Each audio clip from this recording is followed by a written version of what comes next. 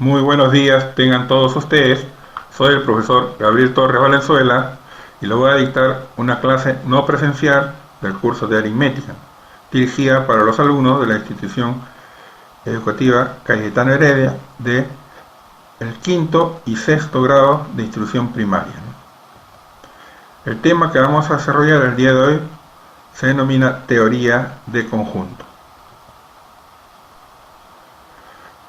Podríamos empezar dando un concepto sobre lo que entendemos por conjunto, ¿no? Un conjunto se puede entender como una colección o agrupación bien definida de objetos de cualquier clase, ¿no? Los objetos que forman parte del conjunto son llamados miembros o elementos del conjunto. Ejemplo, en la figura junta tienes un conjunto de personas. Supongamos que ese conjunto de personas conforman una familia. Ahí está tu papá, tu mamá, tu tío, tu tía, tu primo, tu prima. Todos esos conforman tu familia.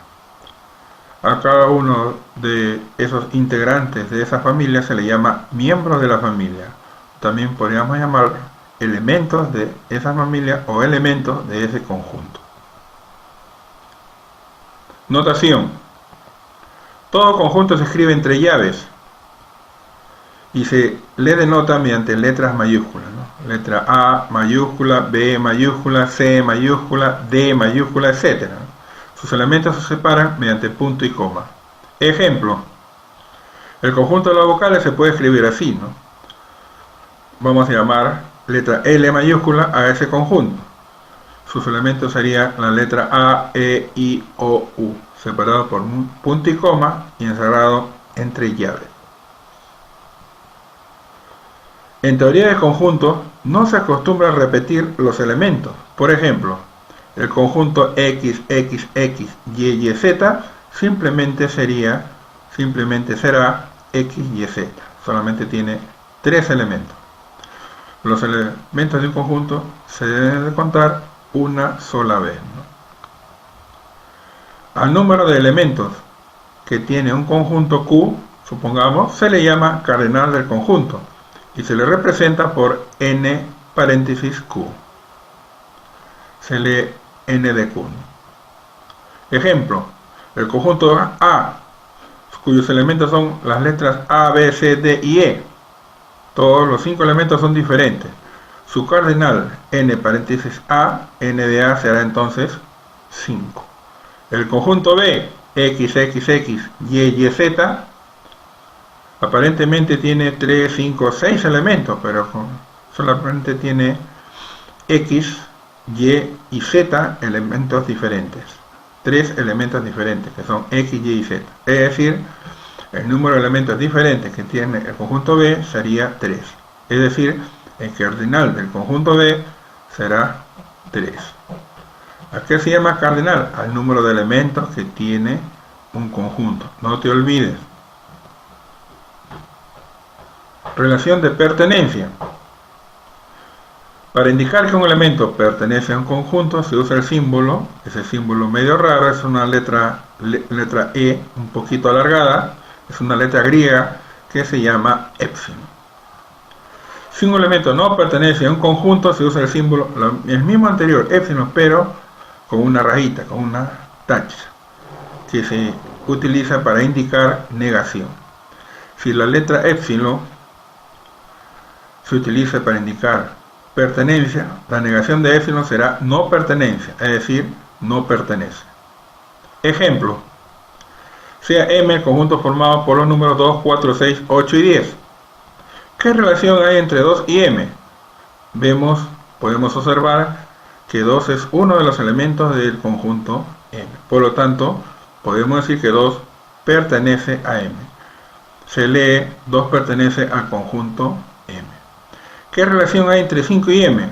5 no, podemos observar que 5 no es un elemento de M. Por lo tanto, entonces podemos afirmar que 5 no pertenece a M. Se lee 5 no pertenece al conjunto M. Determinación de conjunto. Hay 2 formas de determinar un conjunto. Por extensión y por comprensión. Comenzamos por extensión. ¿Cuándo decimos que un conjunto se determina por extensión? Cuando se indica cada uno de los elementos del conjunto. Ejemplo, el conjunto A es el conjunto de los números pares mayores que 5 y menores que 20. Los números pares mayores que 5 y menores que 20, ¿cuáles son? Sería 6, 8, 10, 12, 14, 16 y 18. Otro ejemplo, B, el conjunto de los números positivos impares menores que 10. ¿Cuáles son los números positivos impares menores que 10? Sería 1, 3, 5, 7 y 9.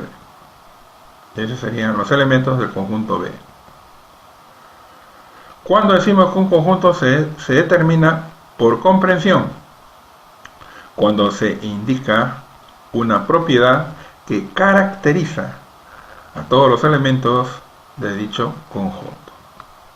Ejemplo, el conjunto P es el conjunto formado cuyos elementos son los números de una cifra, los números que tienen una sola cifra. ¿Cuáles son? 0, 1, 2, 3, 4, 5, 6, 7, 8 y 9.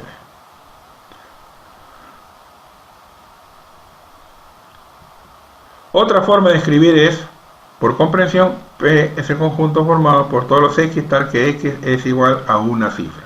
Se lee, P es el conjunto formado por los elementos X tal que X es una cifra. X es el número que solamente posee una cifra. Ejemplo, expresar por extensión y por comprensión el conjunto de los días de la semana. Por extensión tenemos que escribir los 7 días, lunes, martes, miércoles, jueves, viernes, sábado y domingo, dentro de 2 paréntesis, ¿no? Y separados por puntos y comas. Eso es por extensión. Por comprensión, ¿cómo sería? D igual a X, tal que X es igual día de la semana. O sea, X es un día de la semana. Diagramas de Venn. Los diagramas de Venn, que se deben al filósofo inglés John Venn, sirven para representar conjuntos de manera gráfica mediante dibujos o diagramas que pueden ser círculos, rectángulos, triángulos o cualquier otra curva pero cerrada. Ejemplo, tenemos el conjunto A. La figura que se ha utilizado es un cuadrado, ¿no? O rectángulo, como prefieran. Y dentro de ellos los elementos del conjunto A, que serían los números 1, 2, 3, 4, 5, 6, 7, 8 y 9. 9 elementos. El conjunto T, cuyos elementos son las 5 vocales, ¿no? A, E, I, O, U. Se ha utilizado otra figura cerrada, ¿no? Una elipse. Y por último, un conjunto M, cuyos elementos son pares ordenados, ¿no? Hay 4 pares ordenados, 2, punto y coma 4, 3, 5, perdón, punto y coma 8, y los pares ordenados 1, punto y coma 3 y 7, punto y coma 6. El conjunto M tiene 4 elementos, ¿no? Conjuntos especiales. Conjunto vacío. ¿Cuándo decimos que un conjunto es vacío? Cuando no tiene elementos, cuando carece de elementos. Se le llama también conjunto nulo, ¿no? Conjunto nulo o vacío, cuando no tiene elementos. Generalmente se representa por los símbolos una bolita con una raya vertical, que es la letra griega phi, o unos paréntesis, ¿no? Sin nada entre ellos. Por ejemplo, si A es el conjunto vacío, podríamos escribir A igual a phi o A igual a una llave, sin nada dentro de la llave. Se lee A es el conjunto vacío o A es el conjunto nulo. Ejemplo, M es el conjunto formado por todos los números que son mayores que 8 y menores que 5. ¿Habrá algún número mayor que 8 y al mismo tiempo menor que 5? ¿Habrá algún número mayor que 8 y a la vez menor que 5? ¿Qué creen ustedes? La respuesta es no, ¿no? No hay ningún número que sea mayor que 8 y menor que 5. Por lo tanto, el conjunto M carece de elementos. es decir, es un conjunto vacío. El conjunto P, otro ejemplo, conjunto de gatos que hablan. ¿Ustedes conocen algún gato que habla? No existe pues ningún gato que habla. Por lo tanto, el conjunto P también carece de elementos. Es decir, es un conjunto vacío. ¿Cuándo decimos que un conjunto es unitario? Cuando tiene un solo elemento, un hito nada más. Ejemplo, el conjunto F es el conjunto formado por X tal que 2X más 6 es igual a 2. Resolviendo, X saldría 3, ¿no? 2 por 3, 6 más 6, 2. Es decir, el conjunto F tiene un solo elemento, que es el número 3. Es un conjunto unitario porque tiene un solo elemento. Otro ejemplo, conjunto G igual a la capital del Perú. Todos sabemos que la capital del Perú es Lima, ¿no? Hay una sola capital. Por lo tanto, el conjunto G también tiene un solo elemento. Conjunto finito. ¿Cuándo decimos que un conjunto es finito? Cuando tiene un número limitado de elementos. Ejemplo, es el conjunto formado por X tal que X es el número impar positivo menor que 10. Impar positivo menor que 10. Sería 1, 3, 5, 7 y 9. Otro ejemplo, n, el conjunto formado por x tal que x al cuadrado es igual a 4. X tendría dos elementos que son 2 y menos 2. 2 al cuadrado es 4. Negativo 2 al cuadrado también es 4. Menos 2 por menos 2 es 4. Conjunto infinito. ¿Cuándo decimos que un conjunto es infinito? Cuando tiene un número ilimitado de elementos. Ejemplo, R es el conjunto formado por x tal que x es mayor que 6. ¿Cuántos números existen mayores que 6? 7, 8, 9, 10, etc. Si seguimos contando, nunca vamos a acabar. Es decir, el número de elementos que tiene el conjunto R es infinito, ¿no? X tal que x es un número par. ¿Cuántos números pares existen? También existen infinitos números pares. Por lo tanto, ese es un conjunto infinito. Conjunto universal.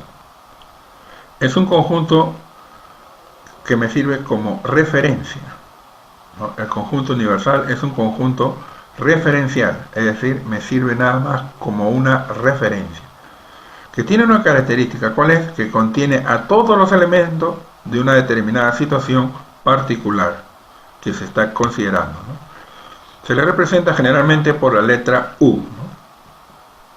Ejemplo, el universo o conjunto universal de todos los números es el conjunto de los números reales, ¿no? Nuestro universo, por el momento, para este nivel que vamos a estudiar, para este nivel de análisis que vamos a tener, va a ser el conjunto de los números reales, que está conformado por los números naturales, por los números fraccionarios, ¿no? Fracciones, los números decimales, los números irracionales, etcétera, ¿no? Esos son los números, todo eso conforma el conjunto de los números reales. Relaciones entre conjuntos. Relación de inclusión. La relación de pertenencia se da entre un elemento y un conjunto, pero la relación de inclusión se da entre conjuntos. Cuando decimos que un conjunto A está incluido en otro conjunto B, cuando todos los elementos del conjunto A son también elementos del conjunto B. Notación. Si un conjunto A está incluido en el conjunto B, lo podemos simbolizar de la siguiente manera, ¿no? Esa es una letra O inclinada, ¿no? La hemos volteado ahí, ¿no? Un poquito alargada. De esa manera se representa A incluido en B. Conjunto A incluido en el conjunto B. Se lee A está incluido en B, o también A es subconjunto de B, o también A está contenido en B, o también A es parte de B. Existen diferentes formas de manifestar lo mismo. Representación gráfica. Aquí tenemos el conjunto B representado gráficamente por un rectángulo, y dentro de ese rectángulo tenemos al conjunto A. Ahí podemos observar gráficamente que todos los elementos del conjunto A son también elementos del conjunto B. Por lo tanto, A está incluido en B. es su conjunto de B, está contenido en B o es parte de B, ¿no? Todo eso son sinónimos. Veamos algunos ejemplos. Primer ejemplo, sea el conjunto A, cuyos elementos son todos los gatos, y el conjunto B, cuyos elementos son todos los mamíferos. Nosotros ya sabemos que todos los gatos son mamíferos, por lo tanto, entonces, el conjunto A está contenido en el conjunto B. Se representa a una U inclinada y la letra B. A contenido en B, o A está incluido en B. A es subconjunto de B, o A es parte de B. La gráfica correspondiente tenemos el conjunto B, y dentro de ese conjunto B, al conjunto A. Otro ejemplo, conjunto C, 2, 4, 6, y el conjunto D, 1, 2, 3, 5.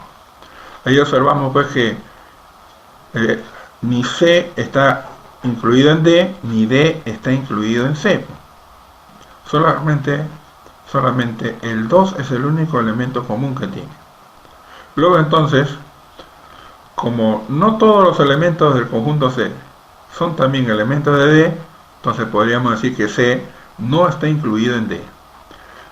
De manera similar, también podríamos decir, como no todos los elementos del conjunto D son también elementos del conjunto D, entonces el conjunto D tampoco está incluido en el conjunto C. Ninguno de los dos. Ni C está incluido en D, ni D está incluido en C. Gráficamente, tenemos a los dos conjuntos, vemos que ninguno de ellos está incluido en el otro, ¿no? Solamente tienen un elemento común. Bien, jóvenes, muchas gracias por su atención.